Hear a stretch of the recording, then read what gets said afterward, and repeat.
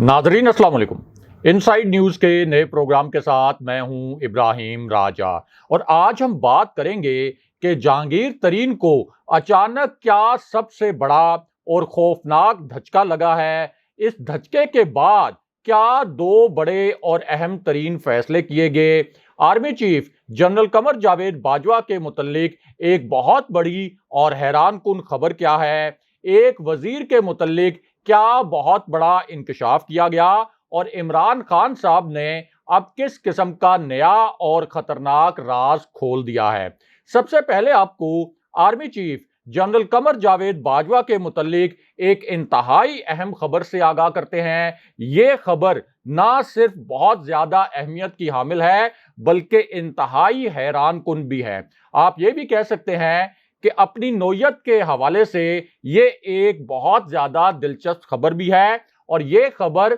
Army chief general Qamar Javed Bajwa की एक briefing से जुड़ी हुई है। यानी एक ऐसी ब्रीफिंग जो कि आला तरीन सतह की थी, जिसमें आला तरीन जनरल्स मौजूद थे और खुद army chief general Qamar Javed Bajwa भी इस ब्रीफिंग में मौजूद थे। और इस ब्रीफिंग में दो मौके पर बहुत दिलचस्प नौयत की सूरत हाल पैदा हुई, क्योंकि army chief general Qamar Javed Bajwa ने एक सवाल का ऐसा जवाब दे दिया जिसको सुनकर वहां मौजूद तमाम शुरका हैरान रह गए और कोई तवक्को नहीं कर सकता था कि army chief general Qamar Javed Bajwa की जानिब से इस सवाल का जवाब इस नौयत का भी आ सकता है। अब ये जो ब्रीफिंग थी, इसमें एक तरफ तो सहाफी भी शरीक थे और कुछ एंकर्स भी इस ब्रीफिंग में मौजूद थे। दूसरी जानिब पाकिस्तान के अंदर मुख्तलिफ तबकात से ताल्लुक रखने वाले जो नुमाइंदे हैं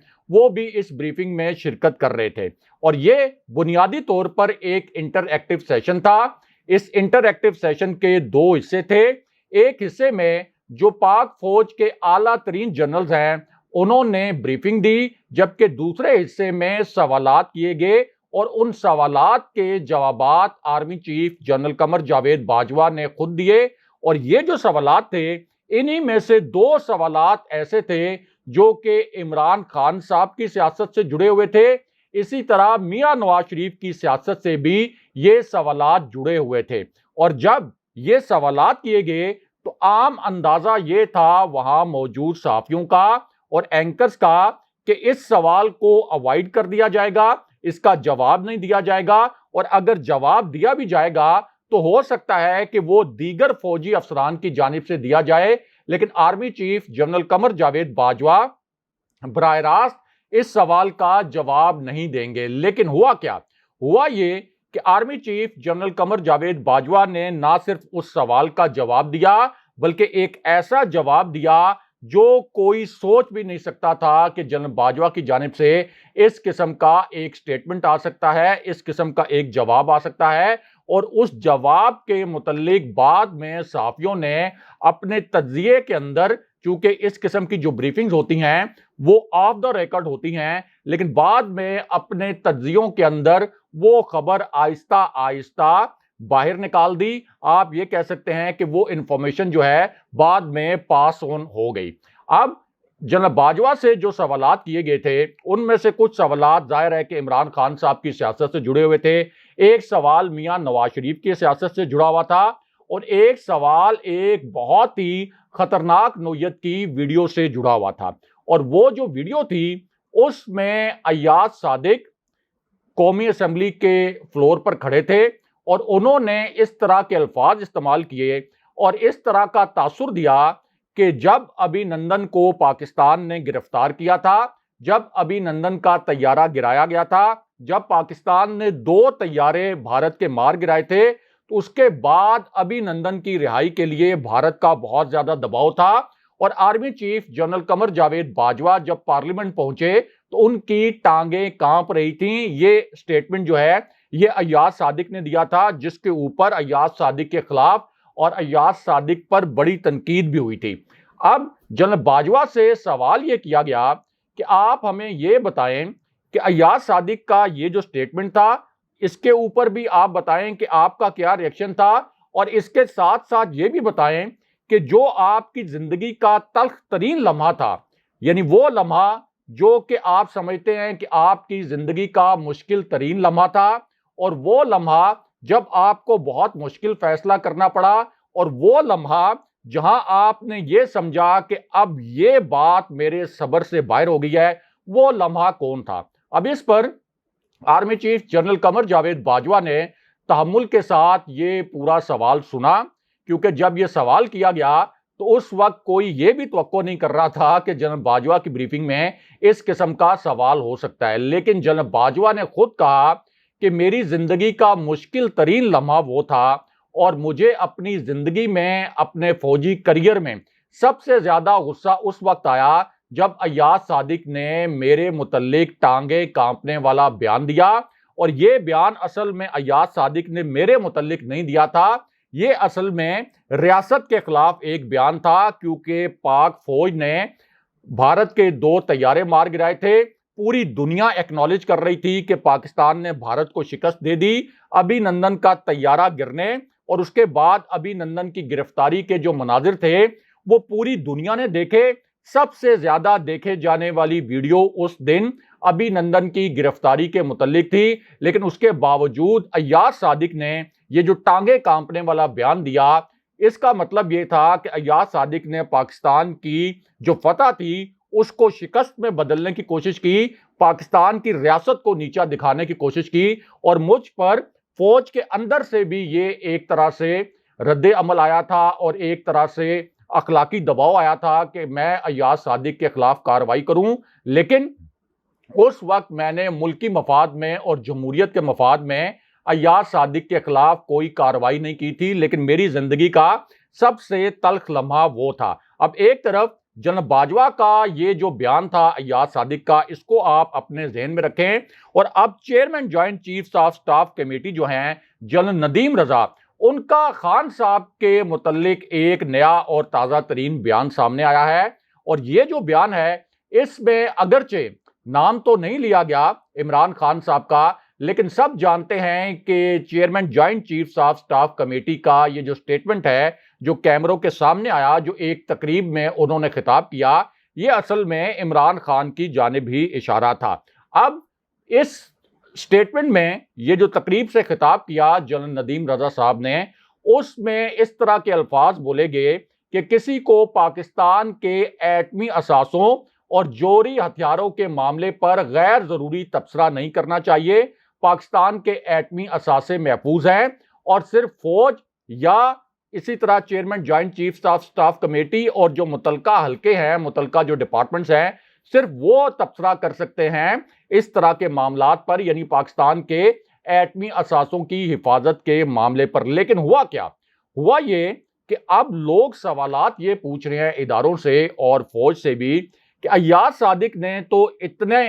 गलीज किस्म के बयानात दिए, परवेज रशीद ने फौज के खिलाफ बदतरीन साजिश की, don leaks, Tariq Fatmi don leaks में मुलविस थे, बदतरीन साजिश में वो भी मुलविस थे, उनको तो शहबाज शरीफ ने वजीर बनाने की भी कोशिश की, और मरियम नवाज भी आए रोज अभी तक, यानी पहले तो वो सिर्फ जनरल फैज हमीद को निशाना बनाती थी, उसके बाद उन्होंने पूरी ISI को निशाना बनाना शुरू कर दिया, और अभी रिसेंटली उनके ऐसे स्टेटमेंट आए जिसमें वो फौज को सियासत में घसीटने की कोशिश कर रही थी। तो लोग अब पूछना शुरू हो गए हैं जनरल नदीम रजा साहब के इस स्टेटमेंट के बाद कि आखिर मरियम नवाज के मुतल्लिक कब बयान आएगा DGISPR का, अय्याज सादिक के मुतल्लिक कब बयान आएगा, और ये जो अनासिर मुसलसल फौज के खिलाफ साजिशें कर रहे हैं, इनके खिलाफ कब एक्शन होगा और कब कार्रवाई होगी। क्योंकि यहां पे एक वीडियो भी बड़ी वायरल है, एक वीडियो जो कि फौज से जुड़ी हुई है, जो कि फौजी क़यादत से जुड़ी हुई है, वो वीडियो भी इस वक्त बड़ी वायरल है, और उसके ऊपर भी बड़े मानीखेज किस्म के कमेंट्स किए जा रहे हैं। इस वीडियो में यह देखा जा सकता है कि ख्वाजा आसिफ असेंबली के फ्लोर पर खड़े हैं और ये अल्फाज इस्तेमाल कर रहे हैं कि 1948 की जंग हो, 65 की जंग हो, 71 की जंग हो, 84 की जंग हो या कारगिल की जंग हो, और अगर इन जंगों के नतायज जानने के लिए कोई आजाद कमीशन बनाया जाए तो हमारे सर शर्म से झुक जाएंगे। यानी वो ये तासुर देने की कोशिश कर रहे हैं कि पाक फौज ये 5 जंगें जो है वो हारी थी, हालांकि दुनिया मानती है कि 65 जो वार थी उसमें पाकिस्तान ने भारत को कितनी इबरतनाक शिकस्त दी थी और कारगिल में भी भारत का कितना बड़ा जानी नुकसान हुआ था। लेकिन ख्वाजा आसिफ फौजी क़यादत के खिलाफ, फौज के खिलाफ और रियासत के खिलाफ जिस किस्म का उन्होंने स्टेटमेंट दिया, आज तक ख्वाजा आसिफ के खिलाफ किसी किस्म की कार्रवाई नहीं हुई। बहरहाल अब बात करते हैं कि army chief general Qamar Javed Bajwa के मुतल्लिक एक नई और ताज़ा तरीन खबर क्या आई है। ये सबसे अहम नौयत की खबर है, आज की सबसे बड़ी ब्रेकिंग न्यूज़ है और आप ये कह सकते हैं कि इस वक्त ये तमाम जो न्यूज़ चैनल्स हैं उनकी हेडलाइंस भी बनी हुई है, क्योंकि जनरल बाजवा के मुतल्लिक दो जनरल्स ने बड़े तहलका खेज किस्म के इंकशाफात कर दिए थे और ये जो इंकशाफात थे ये किसी निजी महफिल में नहीं किए गए थे, ये कोई जराए से नहीं किए गए थे, बल्कि कैमरों के सामने ये इंकशाफात किए गए थे और इसी वजह से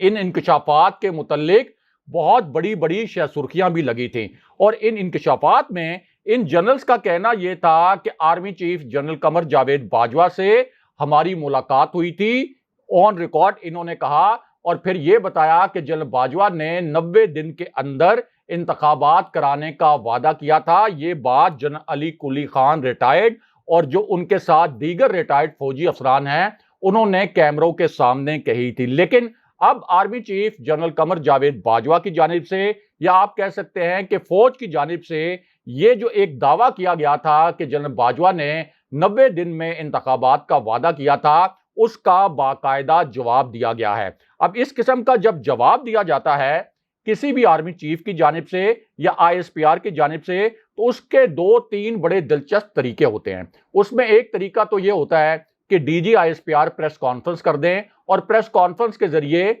आर्मी चीफ का मौकफ बयान कर दें या इदारे का मौकफ बयान कर दें। दूसरा तरीका यह होता है कि वो एक ट्वीट कर दें जो कि DG ISPR का ट्विटर हैंडल है, लेकिन चूंकि ये ट्विटर हैंडल इंडिया में भी मॉनिटर होता है तो इसलिए इस किस्म के जो हसास मामलात हैं उस पर ट्वीट नहीं किए जाते। तीसरा तरीका यह होता है कि प्रेस कॉन्फ्रेंस में किसी सहाफी से उस मखसूस मामले पर सवाल करवा दिया जाए और फिर DG ISPR उस सवाल का जवाब देकर फौज का मौकफ बयान कर दें। और चौथा सबसे दिलचस्प और सबसे मौसर तरीका यह होता है कि किसी सहाफी को, किसी चैनल को या किसी अखबार को जराए से खबर दे दी जाए और इस तरह फौज अपना मौकफ बयान कर दे। तो अब जनरल बाजवा का ये जो 90 दिन में इलेक्शन कराने का एक दावा किया गया था कि जनरल बाजवा ने इस किस्म की कमिटमेंट की थी, अब उस पर फौज का एक मौकफ सामने आया है और BBC को यह खबर दी गई है, बरतानवी खबर रसा इदारे को यह खबर दी गई है और इस खबर में यह कहा गया है कि army chief general Qamar Javed Bajwa ने रिटायर्ड फौजी अफसरान से 90 दिन में इलेक्शन करवाने का वादा नहीं किया था। इसी खबर में यह भी कहा गया है कि एक आर्मी चीफ की डोमेन में नहीं है कि वो इलेक्शन का ऐलान करे या इलेक्शन का वादा करे। कोई भी आर्मी चीफ इलेक्शन करवाने का वादा किस तरीके से कर सकता है। इसी तरह ये जो रिटायर्ड फौजियों की तंजीम है, जो रिटायर्ड फौजी अफसरान की, इसको भी तनकीद का निशाना बनाया गया है। ये जो एक खबर बरतानवी खबर रसा इदारे को दिफाई जराए से दी गई है। बहरहाल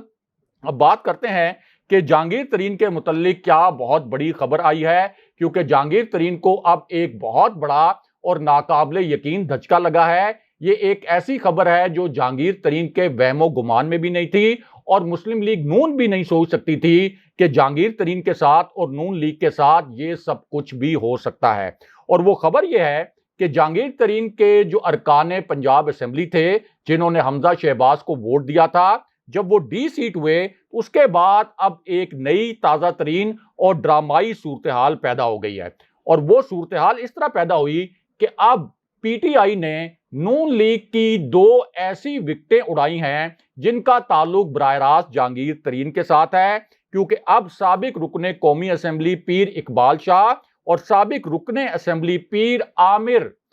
ये जो दोनों हैं ये अब PTI का बाकायदा हिस्सा बन गए हैं। और लोधरा में ये जो आपके साबिक MNA है इकबाल शाह, इन्होंने 2018 के इंतखाबात में यानी जहांगीर तरीन के घर से इन्होंने जहांगीर तरीन के बेटे को शिकस्त दी थी। इससे अंदाजा लगाया जा सकता है कि ये कितने तगड़े कैंडिडेट थे कि इन्होंने जहांगीर तरीन को उनके होम ग्राउंड में ही हरा दिया था। हालांकि तहरीके इंसाफ का टिकट भी उस वक्त जहांगीर तरीन के बेटे के पास मौजूद था। अब ये जो दोनों अरकान हैं, इन्होंने इमरान खान साहब से मुलाकात कर ली है, नून लीग से इन्होंने राहें जुदा कर दी हैं और अब इनके पास पीटीआई का टिकट भी होगा। यानी जहांगीर तरीन पीटीआई का टिकट होने के बावजूद उनके बेटे इन्हीं लोगों से इलेक्शन हार गए थे और अब इनके पास पीटीआई का इलेक्शन भी होगा। इसका मतलब है कि जहांगीर तरीन का लोधरा से जो चैप्टर है वो मुकम्मल तौर पर क्लोज हो सकता है। इसी वजह से अब जहांगीर तरीन को यह मशवरा दिया गया है कि आप कोई मामला ऐसा करें कि तहरीक इंसाफ में आपकी वापसी हो, वरना आप भी डूब जाएंगे, हमारा पूरा धड़ा भी डूब जाएगा और ये नून लीग कभी भी आपके साथ वफा नहीं करेगी। अगले प्रोग्राम तक के लिए खुदा हाफिज।